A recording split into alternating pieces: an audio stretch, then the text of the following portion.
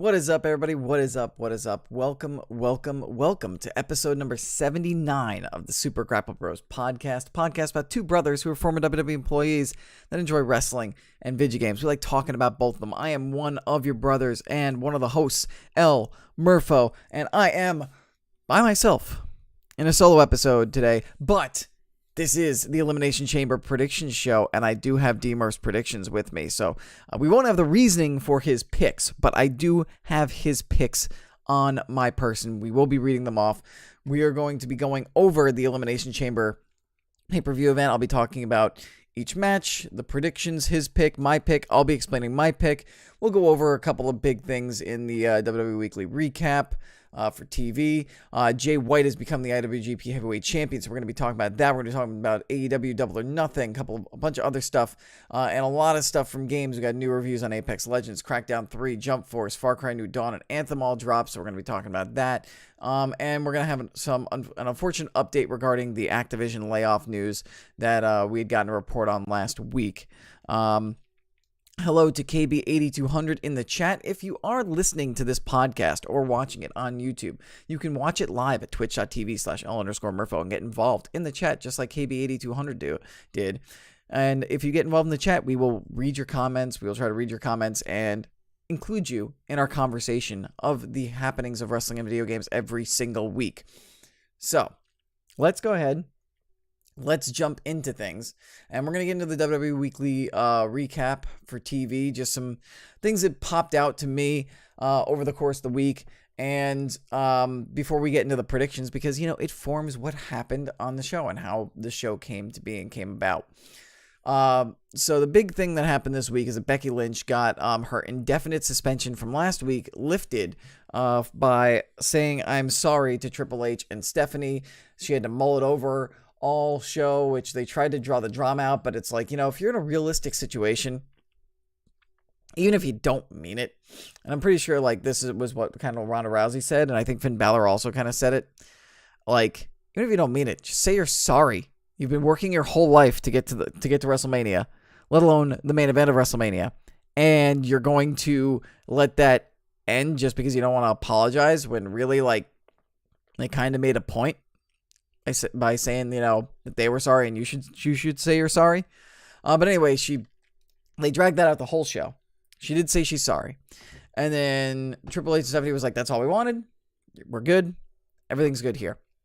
But then Mr. McMahon came out and said, that's not good enough for me. You're out. You're suspended for 60 days, which puts you past WrestleMania, and you're going to get replaced by Charlotte. Now, a lot of people think, oh no, now it's going to be Charlotte versus Ronda. No, Becky's going to eventually get the suspension lifted off in the storyline. She'll end up in the match. She'll end up in the main event, and she'll win the title. And I saw somewhere, somebody, I think it might have been one of the World Culture guys, brought it up, where basically they said, you know, this is to give the match its true heel, which you saw on SmackDown when Charlotte cut a truly, really good heel promo, because Ronda just isn't a natural heel. She's just more the kind of person who, you know, will kick somebody's ass and maybe isn't the strongest on the mic, but she doesn't capture like true, I want to hate that person or hate that character the way Charlotte can. Charlotte can play that role perfectly. I mean, she gets it from her father. She's Ric Flair's daughter, is one of the greatest heels of all time. So I think this is just, and I think this is great. I have no problem with including Charlotte into this matchup. And I think it's going to be exciting to watch this all play out into WrestleMania. Hello to Chelsea, by the way, who is in the chat asking, how's it going? It's going well. I hope you're doing well, too. I'm doing great. I hope you've been good. It's been a while since you've been in the stream. The next big thing that happened is that the Revival, it's a shame that DMurph's not here because it could finally claim that the Revival is the best tag team in wrestling, because they finally, I'll say it again, finally, one more time, finally won the Raw tag team titles on Raw, beating Chad Gable and Bobby Roode with a shatter machine out of nowhere. Chad Gable was trying to go for like a rebound cross body and went right into a shatter machine. 1, 2, 3. Revival are finally top guys. So I think that's cool. I hope that the championship stay on them for a while. As much crap as I give DMurph, the Revival are a really good tag team. They deserve much better than they got. And here's the start of a long reign. I'm sure Big Stupid, who just came into the chat, will disagree, though. Chelsea, you're saying that you work evening shifts? Oh, that sucks. That's unfortunate. So, yeah. Revival. Finally tag champs. We'll see if this keeps them from wanting to leave. And we'll see if this keeps them happy. And we'll see how long they decide to keep the championships on them. It's about time they finally pulled the trigger. Next big thing that happened is that Mustafa Ali had to pull himself from the Elimination Chamber match. Apparently, he suffered some sort of injury, had a black eye, and couldn't compete. He had a video promo of him from home saying that he had to get cleared. It might have been a concussion too. So somebody from the New Day was going to take his place, and who is it? Kofi. Kofi takes his place. And they decided to have a gauntlet match to determine who would enter last in the men's elimination chamber for the WWE Championship. And Kofi had himself one hell of a performance. And I want to see him go and face Daniel Bryan and beat Daniel Bryan for the WWE Championship now at WrestleMania. And then he have the championship with Xavier Woods and Big E helping him out. And maybe the New Day, finally does the singles title 3-man Freebird rule with the WWE Championship. I'd be down with that. Kofi pinned Daniel Bryan clean. Then he went up against Jeff Hardy, beat Jeff Hardy clean. Then he got caught in the Coquina clutch facing Samoa Joe. Ended up rolling Samoa Joe over, kind of like the Bret Hart. I think it was Bret Hart Yokozuna finish. And got the 3 count on Joe before Joe could remember. And then just took a beating from Joe, and then AJ Styles came out and made the same save. AJ Styles was his next opponent. And AJ's like, yo, Kofi, you've proven everything. Like, I'm fresh. You've been through 3 matches and you got your ass kicked by Samoa Joe afterwards. Like, just let it go. And Kofi is just like fighting spirit, like, come on, let's go. And of course, AJ gets Kofi in a calf crusher. Kofi can't escape. Kofi taps out. And then Randy Orton's music hits. AJ's like, where is he? RKO out of nowhere. 1, 2, 3. Randy Orton's entering third. But a hell of a performance by Kofi Kingston. Big Stupid said himself, our boy Kofi had a hell of a night. Bret Austin from Survivor Series. That's right. That's what it was. That's what the finish was. From Survivor Series. That was before 13. I'm trying to think. 1999 was 15. So that was 97. That was 96 then. It should have been November of 1996. That Survivor Series. Bret versus Austin. And yes, Chelsea, Kofi is replacing Mustafa Ali because unfortunately Mustafa Ali can't make it, which sucks because I love Mustafa Ali, but Kofi stepped in and stepped up big. Big Stupid all saying one and done regarding the Revival. The other thing that happened with regards to placements in the Elimination Chamber matches was that the women tag teams, both the 3 from Raw and the 3 from SmackDown, each on their respective shows had triple threat matches where the losers had to enter the match first. And then for some reason, people were tagging themselves in. Specifically, Bayley tagged herself into the match twice. Why does WWE want to make Bayley, like, it seems like whenever some of these stupidest decisions from a, like, kayfabe standpoint from a character happen, in the last couple of years, it's been Bayley. Like Bayley not wanting to get extreme in an Extreme Rules match when she's shown in NXT that she can do that because she's too nice. Like, if you lose, you go in first, which means you have the lowest chances of winning because you have to survive and endure the entire match and everybody else. So, why? If you're not one of the legal teams, do you tag yourself into the match and give you a chance to lose? Like, this is terrible writing, in my opinion. Terrible writing. Maybe if Bayley was, like, overconfident or over arrogant, but that's not her character, and that's not how she acted when she tagged herself in. She's a face, and she's not an arrogant face. She's supposed to be a humble face. Like, maybe Sasha Banks, if they wanted to play off Sasha Banks being too arrogant, too overconfident, and it leads to Bayley getting upset with her. Yes, but like, I don't know. Maybe they will tie it into where Sasha gives her crap about it, and that leads to them eventually breaking up. Be that at Elimination Chamber or at least WrestleMania. But like, it didn't fit the character. It made no sense. Why tag yourself in to a match where you just have to not lose? Maybe if you had to win and go in last, or the winner, it's like elimination style, and you know, whoever's eliminated last or something like, I don't know, like if you get a pinfall, like you're guaranteed not to go in first or something like that. Like you have where you have to get the fall or something like that. Like 2 out of 3 falls. 3 teams, 2 out of 3 falls. The 2 teams that get a fall don't go in first. Something like that. So that way you have to win or something like that. Exactly, like Big Stupid said, like at least counter with if you get a pin, you come in last, like what they did with the gauntlet, the WWE Championship. That was perfect. That was great. I mean, aside from that, like just headache of like a plot hole, in booking. I think that the women's tag match is going to be good. We'll talk about that later, but I just wanted to point out just how dumb that was. How dumb of a decision that is.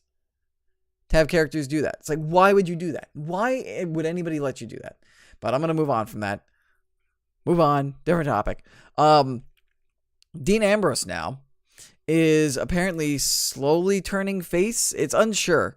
He was supposed to be a heel. He was supposed to have a match with Nia Jax in a house show, apparently, like an intergender match just to test the waters. Mattel, which was one of WWE's sponsors, didn't like that, so they forced WWE to pull the match. Now, I don't know what to do with Dean. So Dean came out, apparently went off script, told Seth to beat the Beast, and then a match with EC3 and won. So, like, I don't know what's going on with Dean, but it also makes me think that this is all, it still gives me more belief that this is all a work with the whole him leaving. So, with the whole him supposed to be leaving after WrestleMania. So, I don't know what to make of that. The other big thing that happened this week is that Kevin Owens had a promo where he was just casual dad Kevin Owens, just hanging out in a bowling alley with his family. Actually sounding very down to earth, very human, and saying, "Hey, I'll be back in about a month," and then throws a gutter ball and he just shrugs. He's like, "Hey, I'm Dad Kevin Owens. I'm just dadding it up. I'm just trying to, it seems like to me they're going to do like a transition with his character where like Kevin Owens, the heel when he first came in NXT and when he first came to the main roster, was that he was a prize fighter, only fought for a prize, for money. And the reasoning behind that, I believe, was because he had a family and he wanted to get the most amount of money for his family. So I think we're going to see that transform into face family guy Kevin Owens, where it's like, I'm doing everything for my family. And so like, it'll be more about maintaining a job and I think it'll be more about like making money to make his fans happy, but not doing it in a jerk way, and making his family proud of him. Owens lost some weight. He looks great, but he has to stay heel. Well, it doesn't look like it. It looks like they're turning him face because that was a very face promo. But I'm all for it. I like Kevin Owens, and I'm fine with experimentation. Let's see how it works. I think it went well. So we'll see how that turns out. And so that's all the big takeaways that I got out of TV. If anybody in the chat on live stream caught anything from NXT or NXT UK that I might be missing out on, let me know. It was a busy week of work, so I didn't get to fully dive into NXT and NXT UK this week, unfortunately. So I apologize for that. Let's now get on to the main event, the main attraction of this episode, the predictions for Elimination Chamber, which is happening tomorrow if you're listening to this on the day it comes out, or watching on Twitch, or today if you're watching on YouTube. We're going to start off with a kickoff match. It's Buddy Murphy versus Akira Tozawa, the Cruiserweight Championship match. I don't know why this is on the kickoff. And we have Braun Strowman versus Baron Corbin and a no DQ match with no build on the main event. But whatever. This is on the kickoff. And yes, Big Stupid, we did talk about Charlotte Becky. We talked about that right at the top. DMurph and I both have Buddy Murphy here. I mean, I don't see Buddy Murphy losing to Kirizawa. Kirizawa, former Cruiserweight champion, but he doesn't have the kind of momentum that I'm aware of that Buddy Murphy has had, especially since Buddy Murphy has won the Cruiserweight Championship. You can keep that on Buddy Murphy for as long as you want. I think if he's going to lose it, he's going to lose it to WrestleMania, and it all depends on who his WrestleMania opponent is, and I'm sure DMurph feels the same way, so we're both going with Buddy Murphy there. Braun Strowman versus Baron Corbin in the no DQ match, which is on the main roster for whatever reason. I don't know. Chelsea's going with Tozawa all the way, by the way. We both have Braun Strowman in this match. I don't understand why this match was made. Baron Corbin, he can eat a loss. His character is just, he's a good heel character to the point to where, like, he doesn't really need to be built. I don't think he's going to be getting a main event push anytime soon. Meanwhile, you're still trying to keep Braun's credibility up. So I think we both think Braun's going to win this one. Now, here's one. We only differ on 2 matches. So here's hoping I get both right. Or at least this next one right. And then neither one of us get one of the Elimination Chambers right. Because I could see this going either way. So I picked against DMurph. Is there another pay-per-view after this, or is Mania? I think there's a fast lane. I think there's going to be a fast lane in March. So there might be. So I think there's going to be one more after this. All right. So we've got, next is the Intercontinental Championship match of Bobby Lashley and Lio Rush. Intercontinental Champion Bobby Lashley and Lio Rush versus Finn Balor. It's a handicap match for the Intercontinental Championship. So if Bobby Lashley or Lio Rush pin Finn Balor, Bobby Lashley retains. Now, DMurph went with Finn, and I can totally see it happening. You protect Bobby, Finn pins Lio, and he becomes champion, and you keep that going. And I want to pick Finn Balor too. Part of me wants to, but also part of me thinks that it might be a misdirect and that somehow Lio Rush is going to do something that's going to allow Bobby to retain. Because I don't feel like it's... maybe it is time for Finn to win the championship, but maybe it also isn't. I don't know. I feel like if I go with... my initial pick was Bobby Lashley and Lio Rush. And I feel like...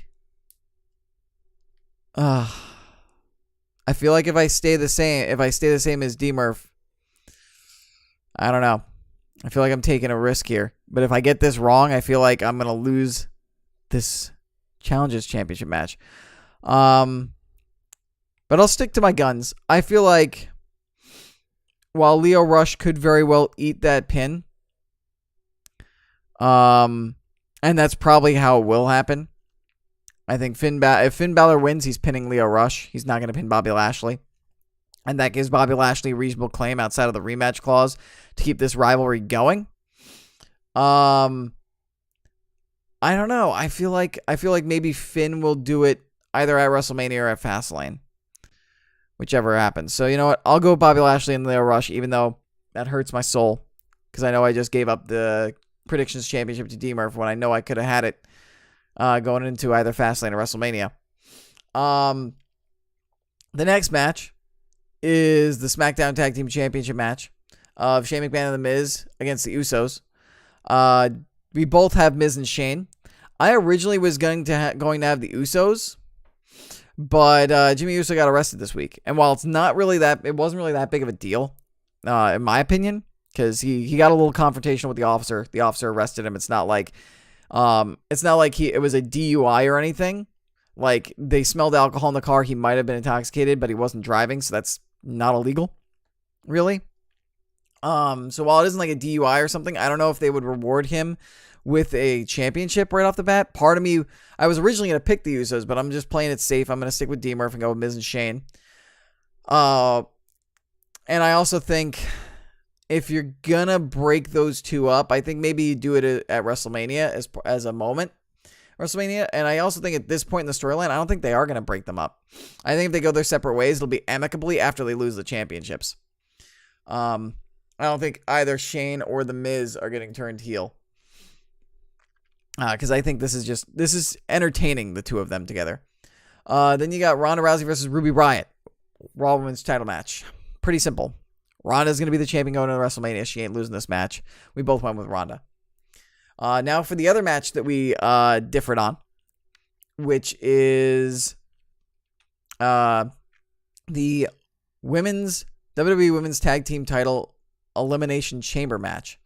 We've got Nia Jax and Tamina versus the Riot Squad, represented by Liv Morgan and Sarah Logan, versus the Boston Hug Connection, a.k.a. Sasha Banks and Bayley, versus Mandy Rose and Sonya Deville, versus the Iconics, a.k.a. Peyton Royce and Billie Kay, versus Naomi and Carmella. DMurph is going with Sasha Banks and Bayley. He believes that those two are going to end up going the distance despite starting the match first. I think, and I'm going to go with the Iconics, because I like Peyton Royce and Billie Kay. I like their history, and I feel like they really deserve a win. They never really got a fair shake in NXT, despite being really good competitors. I think they're highly entertaining and charismatic. I love the story of the fact they both went to high school together in Australia. And I want to see them be the first WWE Women's Tag Team Champions. As cool as it would be to see Sasha Banks and Bayley win it.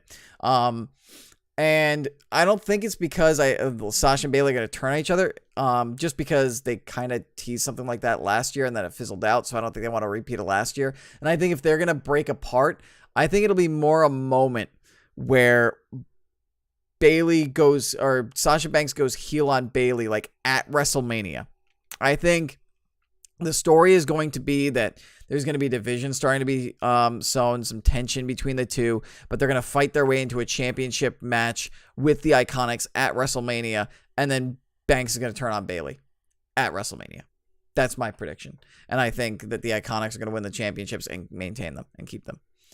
And then maybe Bayley and Sasha both go over to SmackDown, since it seems like Charlotte and Becky are both going to Raw, and then they can have a rivalry over the SmackDown Women's Championship. So, DMurph's got the Iconics. DMurph's got Sasha and Bayley. I've got the Iconics.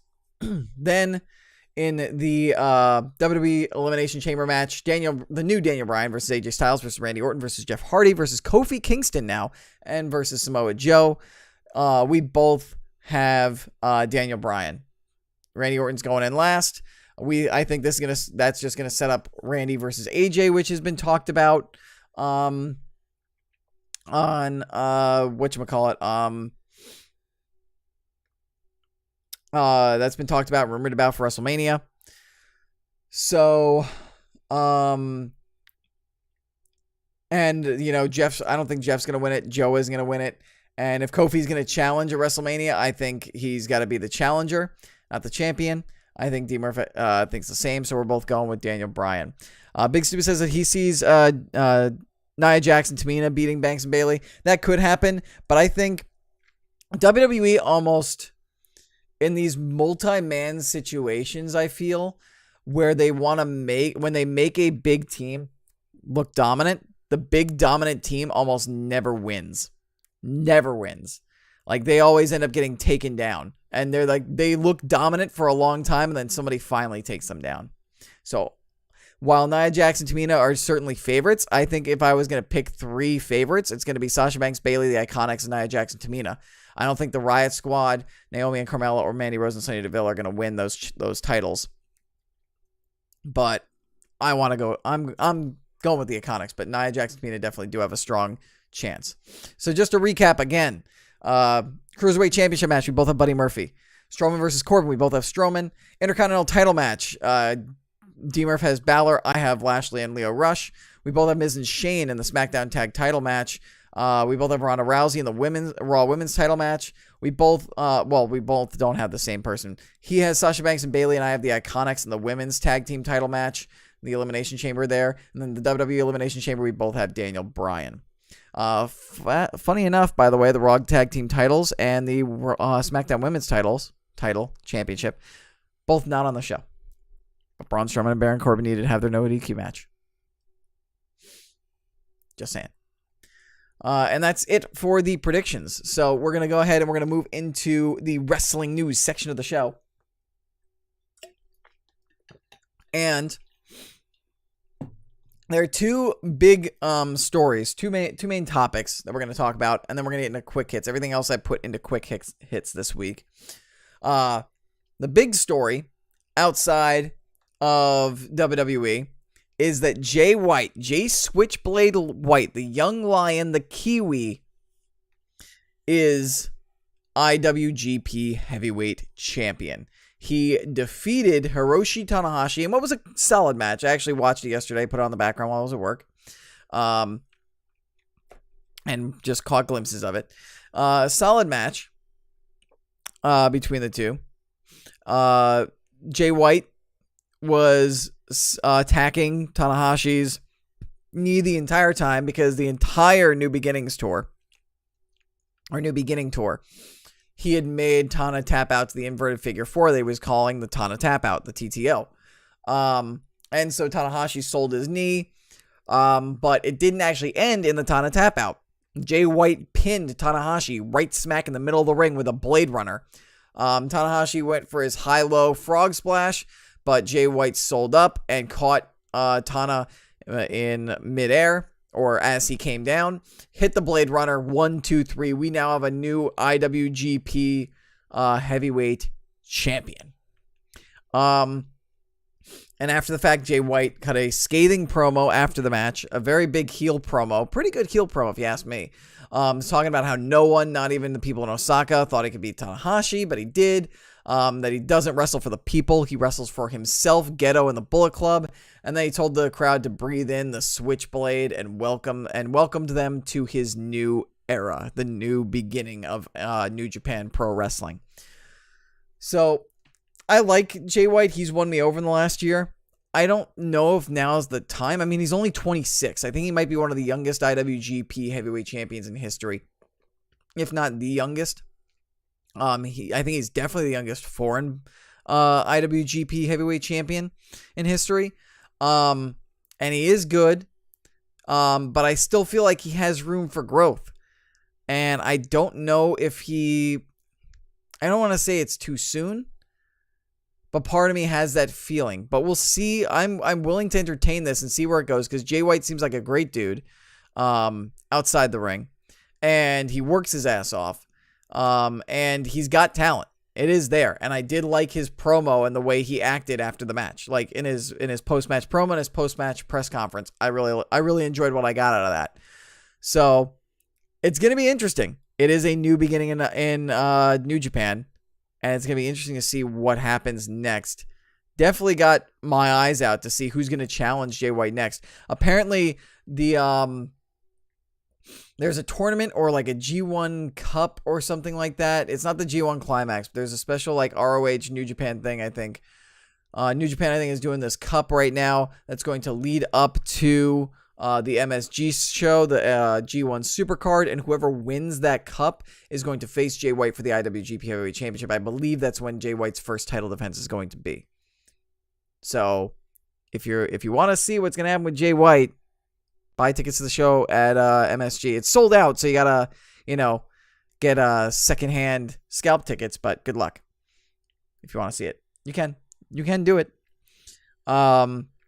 Big stupid with regards to the SmackDown Women's Championship. There's no one left for Asuka to wrestle. I mean, that is true. Pretty much the entire SmackDown Women's roster is in the is in that Elimination Chamber match. And then you've got Becky and Charlotte, who are technically moving on to Raw. So you're right. There really is nobody for Asuka to wrestle. Unless you wanted to put her against Nikki Cross and put Nikki Cross on SmackDown. Because they've been doing the whole, all of the talent have been switching between SmackDown and Raw until they find a suitable home for them. And then Big Stupid, you asked, how am I feeling? By the way, I'm feeling great. For those of you who don't know, I had a lovely bout of food poisoning this week, which is what Big Stupid is referring to. I believe it was Tuesday night. Yeah, Tuesday I ended up working from home because there was a snowstorm. And I had this buffalo chicken sandwich from my local deli that I've been going to since I was a kid. And I've had the buffalo sandwich plenty of times before. I haven't really felt that bad. And I felt fine. Like, my stomach was bothering me a little bit, but nothing outside of standard grumbling or hunger pains. So I had some dinner. Couldn't finish my dinner. I was like, that's weird. I was like, I'm going to stream some Apex Legends. So I started streaming Apex Legends. And I started getting really queasy. And if you watch the stream back, you can actually see that, I'm starting to breathe like deep. There are moments where like I'm not talking. I'm trying to compose myself, but I made it through. I thought it was just some standard nausea that would go away. And I end the stream and I try to go to bed. Full on food poisoning hits me. I am in and out of the bathroom, can't sleep, cold chills, fever, shivering, nausea, acid reflux. It was horrible. Got no sleep, but at work, we were just starting out 2 temps and we just launched a new version of rotoworld.com, of the new website. So I had to go into work and I was probably half dead, but I was able to pull it off. Felt better enough just in time to make the commute to work, and I got better slowly throughout the day. I came home on Wednesday and I just went right into my bed. I had like soup, chicken noodle soup and grilled cheese. And then went like right to bed, got a full night's sleep, felt great. Now I feel fine. So I had about a food poisoning. That's that whole side conversation. Feel better now. Let's move on with the wrestling news and the wrestling discussion. Double or Nothing. Doing pretty well. So is AEW. Double or Nothing sold out their tickets. They sell out and got 2 matches added to the card.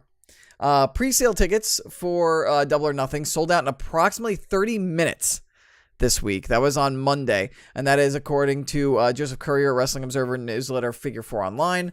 The travel and VIP packages also sold out during the pre-sale window, and Matt Jackson joked on Twitter, I think we're going to need to try one in a bigger building, because this one, I think it's called Double or Nothing, so this one was able to fit upwards, I think, of 20,000 people, which is like, that's a lot. That's pretty much like a hockey basketball arena. That's the kind of arenas that non-WrestleMania and now non-Royal Rumble shows run in. That all the SmackDowns, all the Raws, all the non-Mania, non-Royal Rumble pay-per-views happen in. That's that size. That's impressive to see that they can do that one for a show. Whether or not AEW can do that consistently, we'll see. Speaking of the full sellout, the remaining few hundred tickets were left for the general sales. There wasn't much left. They sold out in 4 minutes, and that was announced by AEW on its own Twitter account. And then in addition to the sellout for Double or Nothing, which is happening Saturday, May 25th, I believe, in Las Vegas, Nevada, at the MGM Grand. They got 2 matches made official as well. Kenny Omega versus Chris Jericho 2, Alpha versus Omega 2 was announced on Being the Elite on YouTube, so that is officially happening. And then on the Road to Double or Nothing series on Cody and Brandy's Nightmare Family YouTube channel, officially announced that Britt Baker will be facing off against Nyla Rose and Kylie Ray. So it is a triple threat match between those 3 ladies at Double or Nothing. So that adds, I'm trying to, cause why didn't I write down the updated Double or Nothing card? That goes along with Hangman Page versus Pac and SoCal Uncensored, SCU versus the guys from OWE, the Oriental Wrestling Entertainment from China. So that's what, 4 matches now, I believe we have confirmed. 5 matches confirmed. 5. So Double or Nothing shaping up to be very, very good. I am excited. I am very much excited. And also, speaking of AEW, if you guys want to know more about AEW and the mind behind it, Chris Jericho actually had Tony Khan on his podcast this week on the Pod of Thunder and Rock and Roll. And Tony Khan is actually a insane wrestling mark. He was like a tape collector back in the 90s.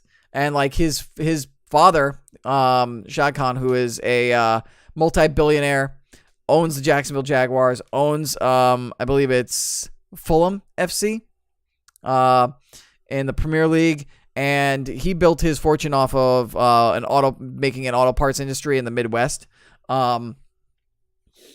He was talking about like all these different matches from like back in the 70s and the 80s, talking about shows he went to in the 90s. He went to ECW shows, talked about seeing Chris Jericho versus Ultimo Dragon. So like, if anybody has any doubt in the people behind this, running it and funding it, like they are wrestling fans. Like this isn't just, and not to knock Ted Turner, this isn't a Ted Turner situation where it's like, I just wanted to get in the wrestling business. I think wrestling's cool, so I want to get in the wrestling business, so I invest in the wrestling business. I'm going to let people, like, handle it for me. Like, Tony Khan is letting responsible people handle it for him, but he is a hardcore wrestling fan, and he said he's been wanting to do this sort of thing for years and was just waiting for the right moment, and the right moment came right now with AEW. So, really cool. Tony Khan seems like a stand-up dude. Seems like he's definitely, like, in the right, his mind is in the right place as far as running a wrestling company. And if you want to know more, just go to Chris Jericho's podcast and give it a listen this week. Let's get into wrestling quick hits before we transition over to gaming. The Undertaker will be appearing at StarCast 2, which is taking place as a convention the weekend of Double or Nothing, but it's not run by AEW, so don't get... There's a lot of people being like, oh my God, Undertaker is going to be at StarCast. Does this mean he's going to be showing up at AEW? No, it's a convention. Undertaker shows up at conventions. This is a convention for the entire wrestling industry, not just AEW. This is something similar to what CM Punk did with the original All or Nothing in Chicago, where he did a signing. So don't read anything into it. It's just cool that if you're going to be at Double or Nothing, you should get a ticket to StarCast because you have a chance to go see The Undertaker. And that report was via Justin Barrasso at Sports Illustrated. Next one. New Japan is actually returning to the United Kingdom for a show titled Royal Quest. It's going to be taking place at the Copper Box Arena in London, England on Saturday, August 31st. That was announced via NewJapanProWrestling.com, NJPW.com. Cody Rhodes, you know, he's busy with this AEW and All Elite Wrestling and all Double or Nothing. He underwent arthroscopic knee surgery this week in order to repair damage from an injury suffered in November. But according to Brandy Rhodes' Twitter, he will be ready for Double or Nothing. So no need to worry about that. And the original reveal that Cody had the surgery was shown on his Twitter. I mentioned Royal Rumble and being in larger stadiums now. What with the original this year's Royal Rumble happening in a baseball stadium, in a baseball park. Well, next year, it's going to be in a baseball park as well. Looks like they're going to try and have the Royal Rumble start happening in baseball stadiums and then maybe eventually football stadiums. Looks like they're trying to turn the Royal Rumble into another WrestleMania type scale show and event. They have announced that Minute Maid Park, the home to the Houston Astros in Houston, Texas, will be hosting the 2020 Royal Rumble. And that was revealed via David Barron of the Houston Chronicle. And then the final announcement, which has to do with AEW, is that Chris Jericho also revealed via the Jericho Cruise on Twitter that AEW has officially partnered with him on the Rock and Wrestling Rager at Sea Part 2 Second Wave Cruise. So there will be AEW talent, which makes sense because the Elite were a big part of the first Chris Jericho Cruise. So it's cool to see that AEW is going to be part of the second cruise. And with that said, that is going to do it for the gaming, or for the wrestling.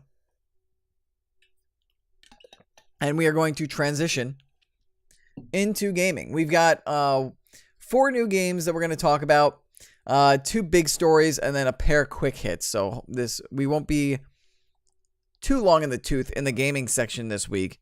But let's go ahead and let's get into some of the new releases. Apex Legends came out last week. Technically not a new release this week, but there are some extra reviews on top of what I talked about last week, so I figured I'd read that off. As you guys know, I love Apex Legends. As I was saying before, I was streaming playing Apex Legends. Probably going to stream some Apex Legends during my charity streams this week, Monday and Tuesday, February 18th and 19th. I'm doing it for Extra Life, guys. 12 hours, noon to midnight, Eastern Standard Time. Come check it out. Come hang out. Come watch at YouTube at twitch.tv/all_Murpho.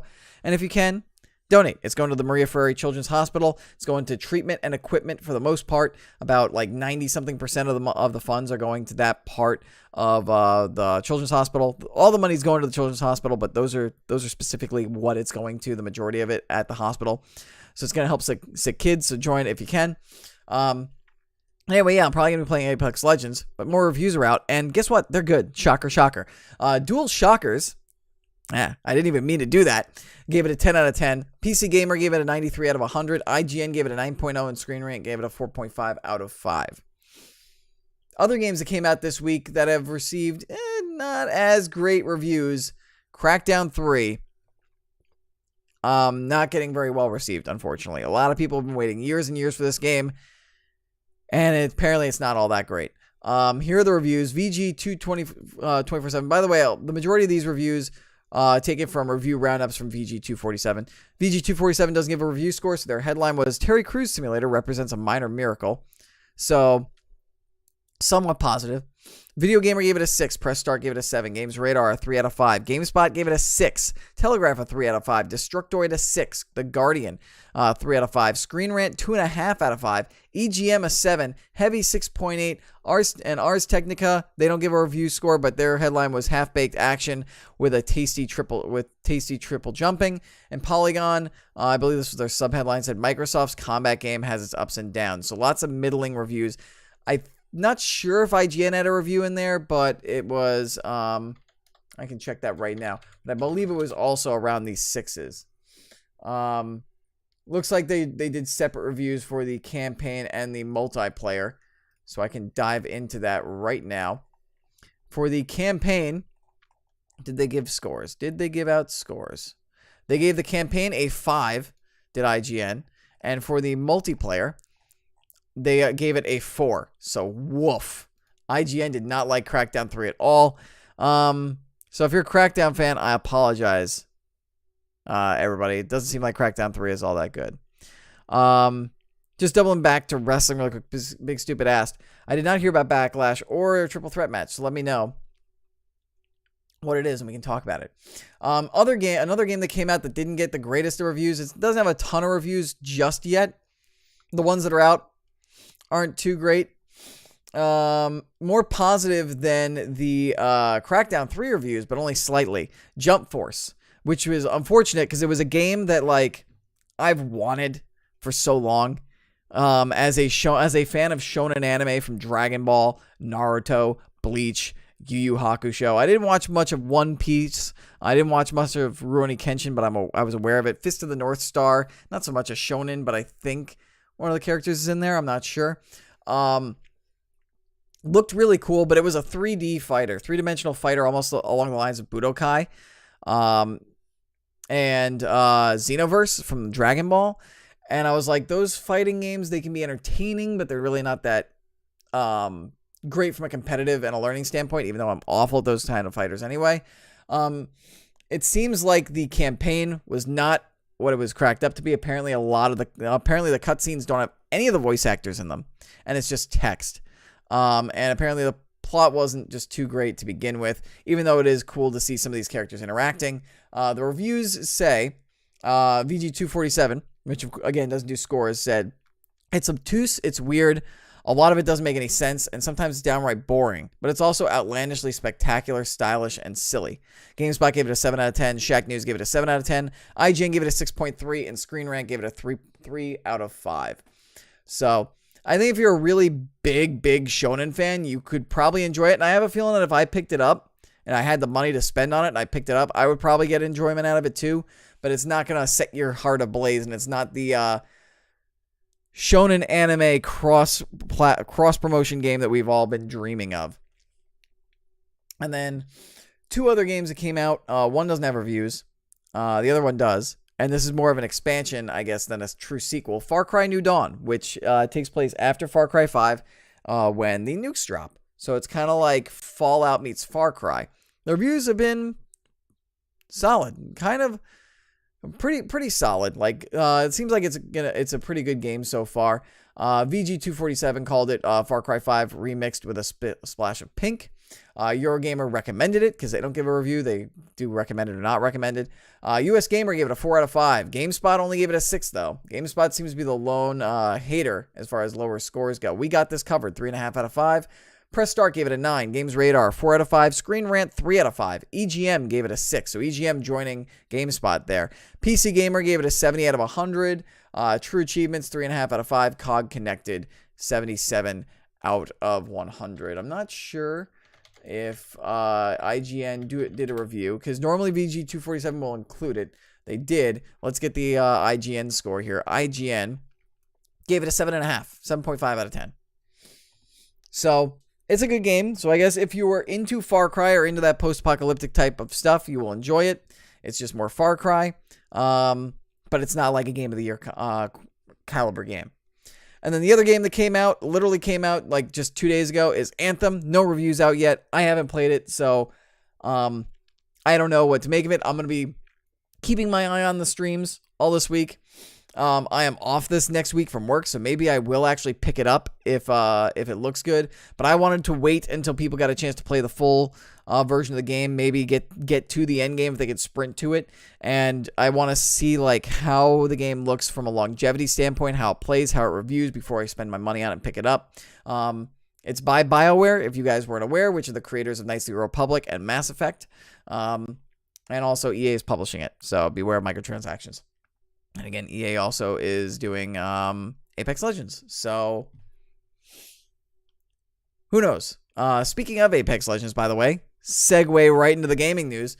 Apex Legends is continuing to thrive after its surprise launch from last week. Vince Zampella, the CEO of Respawn, revealed at EA.com that the game has reached 25 million players. And this was as of, I think, Wednesday. And hit a peak of 2 million concurrent viewers. Or 2 million concurrent players, not viewers. Of course, the game still beating out Fortnite on Twitch. I'm enjoying the hell out of it. I love playing the game. It's my kind of shooter, to be honest with you. More so than PUBG and Fortnite ever was. It feels very much more like the shooters that I grew up playing. So it's right in my wheelhouse. Respawn also revealed an image of a year one roadmap of the game. Showing that the game will have 4 seasons. Each season will begin in March, then June, then September, and then December. That was via an image they provided. And also, each season will have its own battle pass, similar to what Fortnite does, that'll offer cosmetics. So I'm guessing like voice dialogue lines, weapon skins, character skins, stuff like that. Pretty much what you've experienced at launch. And then each season will also introduce new weapons and new loot into the game. So kind of I don't know if they're going to be doing map changes like Fortnite does, but kind of similar to how Fortnite regularly updates its content with seasons. So not a bad, it's what they say, imitation is the finest form of flattery, and it's not bad to copy, the current kings. And then the final little bit of Apex Legends news is that data miners have discovered lines in the game's code that suggest that both solo and duo game modes will be on their way. Currently, the game is 3-man squads only, but the good thing is with its amazing pinging system, it makes communication with randos, like, fine. Like, better than anything else. Better than Fortnite, better than PUBG, any Blackout, any other kind of battle royale game you can think of. And that information via the data miners and the duos and solos was provided by Shabana Arif of VG247. And that's pretty much all of the Apex news. So I want to move on to some unfortunate news from this week. Last week we talked about how Jason Schreier at Kotaku discovered that workers of Activision Blizzard were expecting to experience significant layoffs in the hundreds ahead of its earning calls. And it happened during and after the earning calls.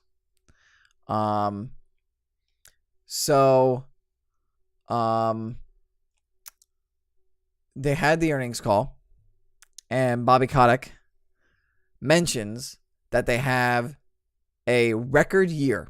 Activision had a record year with regards to revenue and income.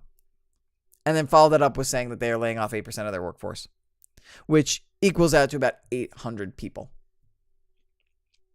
800 people lost their jobs across Activision Blizzard. And this is mainly, I believe the reasoning is because Blizzard doesn't want to experiment too much with their games, which we'll see how that goes. And they want to just hone in and focus on their successful franchises like Call of Duty, Warcraft, Overwatch, and Hearthstone. So, I'm going to read an excerpt from Schreier's follow-up article on the fallout of this announcement at Kotaku. And it says, quote, "Yesterday, at the exact moment Activision Blizzard Chief Executive Officer Bobby Kotick hopped on a quarterly earnings call to inform shareholders that his company had just gone through a quote-unquote record year. Employees across the publisher of Call of Duty, World of Warcraft, and more were being brought into conference rooms and informed that they were losing their jobs. Quote, "It's a bloodbath here," one Blizzard employee told me last night. "A lot more cuts than we were expecting." As Kotick and other executives were telling investors that the next Call of Duty was shaping up to be the best one yet, employees across Activision Blizzard's various divisions nervously sat at their desks, waiting to see who would be next to get the severance envelope. In Blizzard's publishing department, management had booked a series of meetings from 1 p.m. to 3 p.m. Pacific. On the calendar, they were all blank. Everyone knew what that meant. So if you got an invite to that meeting, you knew you were getting fired. That's a side thing for me. Back to the article. Quote, "The look on people's faces as they were pulling through the campus gates is just awful," said another Blizzard employee. "This is the bleeping worst." Later on the call, Kotick delivered the grim news. Activision Blizzard, which employed around 9,600 employees last year, would reduce its workforce by 8%. That equated to around 800 people. Some were junior employees, having started at the company just recently. Others had been with Activision Blizzard for 15 years or longer. Some were informed yesterday, which was Tuesday, because this was written on Wednesday. Others, particularly in Europe and other non-U.S. divisions, didn't find out their fates until this morning. End quote. I think it's messed up that you let people go as you're talking about record highs, not giving them any fair warning, not giving them a chance to find other jobs. And a lot of people have been saying this is why game developers and the game industry needs to unionize, because that's something that unions will help with. They will hopefully help give you advanced notice or warning, or help protect against just having a job, a comfortable job, no problem. And then while your CEO is talking about record money coming into the company, they're saying, "Yeah, but we want to trim some of the fat, so get out. You're gone. Good luck. Good luck feeding your family. Good luck finding a new job." It's messed up. And to be honest, I've not been a fan of the Activision executive level ever since I got into gaming and was writing about games back in 2009, 10 years ago. 10 years ago, I was writing news articles about Bobby Kotick, basically bleeding franchises dry, trying to drive up sequels. He is the kind of executive that is all about the bottom line. And it's terrible. Companies and executives should treat their employees as human beings, and they should not. There is a business aspect, obviously, because you're in the business to make money, but at the same point, you shouldn't it shouldn't make you so cold-hearted as to be kicking out hundreds of your employees who some have dedicated 15 years worth of work to you and have maybe helped contribute to the success that this company has because they worked on games like Overwatch, maybe, or World of Warcraft, or Call of Duty, and you reward them by just sending them a blank meeting invitation and firing them in a conference room. It's cold. And it's not right. It doesn't feel right to me. And I hope that all these people find work quick. I know that there are people in the game industry that are helping them out find jobs. If any of you listening or watching work in the game industry, know of any open game jobs, please reach out to these people, help them find jobs, because it's a crappy situation. It's a horrible situation for everybody to come in, and it makes me really just not like Activision at all. And this isn't me saying that EA is any better, because I wouldn't be surprised if EA would do something similar. Yeah.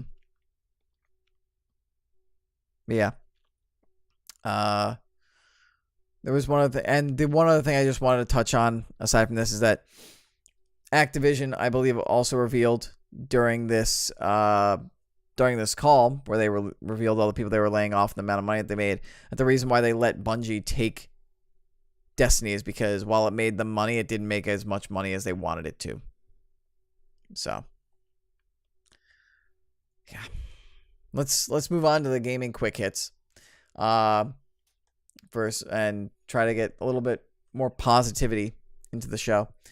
And again, I wish everyone who was affected by Activision Blizzard the best going forward, and I hope that they find jobs soon. Gaming quick hits in Fortnite, you know, that game that's still super popular, is undergoing map changes again. Cracks have begun appearing on the map in Fortnite, foreshadowing an impending earthquake event, which has been confirmed by data miners. That is via Stephanie Nunley of VG247. So keep an eye out for that in Season 8. Who knows, the earthquake will reshape the territory or maybe even split the island off into different separate islands. Am I seeing chat? Yes, Big Stupid, I am seeing chat. Thank you for the 1-bit cheer. I was going to get to chat as soon as I got through the gaming quick hits. Because I only have 2. The second gaming quick hit is that God of War won big at the DICE Awards, taking home 9 of the 12 awards it was nominated for, including Game of the Year. And you can find all the winners at the Academy of Interactive Arts and Sciences site, which is basically the DICE site. Hello to Daddy K98. I'm doing good. How's you doing? And Big Stupid, am I still planning on a chamber stream tomorrow? Yes, I am. DMurph is trying to have friends over at his place, so I don't know if we're going to do it on my phone at his house or if I'm going to be doing it here, but I am planning on streaming reactions to Elimination Chamber. Captain Mikey21, hello to you, my friend. Welcome into the chat. Okay, just making sure it didn't happen like last time. No, it didn't. The issue that happened last time, for those of you who don't know, the last time we did I think it was last week or 2 weeks ago when we did a podcast episode, we didn't interact with chat at all, but that's because I opened the chat box beforehand, and for some reason, the stream chat box didn't go live when I went live. Luckily, it did this time, but it was a weird error. So, but the thing is that it never started to go live, so we never got any chat to begin with. So, luckily, that wasn't the issue here. Not bad, me. I'm doing good, man. We're doing a podcast. We're in the middle of a podcast at AK98, and we're about to actually wrap it up. So, we're about to end the show, because with the God of War dice news and everything, that's actually going to do it for episode number 79 of the Super Grapple Bros podcast. Thank you guys so much for watching. If you came in and watched, if you guys came in at the end, like I'm making Daddy K98, this is going to be on VOD on Twitch.tv/Murpho. You can watch it right back. You can also watch us live at Twitch.tv/Murpho. We traditionally do it on Saturdays. The times are TBD. You can find out when it's going to go live. We like to try to tell people ahead of time. And on Discord, you can join the Discord server in the show notes, the channel description, or on the channel page on Twitch. Show notes in the audio version, video description on YouTube. Just click to join. In addition to that, there are 2 Super Grapple Bros dedicated channels in that server. One is viewer predictions, which, do not forget, we put in our predictions on this show. You can get your predictions, put them into the viewer predictions channel on Discord, and you get entered into the viewer predictions. Whoever gets the most predictions right on the show of the viewers, and whoever beats myself and or DMurph in predictions, will get a shout out on the review episode, the following episode of the podcast. So head on over to the Discord server, get involved, give your predictions, and join the community. Let's have some fun. You can also provide feedback and all that stuff, feedback, trivia, questions, concerns, all that stuff in another channel. You can also do that at supergrappbros@gmail.com. We also like to announce when we go live on Twitter. I'm at L_Murpho. DMurph is at DMurph_42.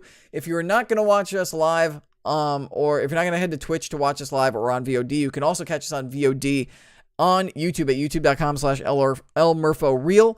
Every single episode of the podcast is on there on a playlist, so you can head over there and watch it there. Sure to like, share, subscribe, comment, all that good stuff. You can get involved in the conversation via comments there. We appreciate it.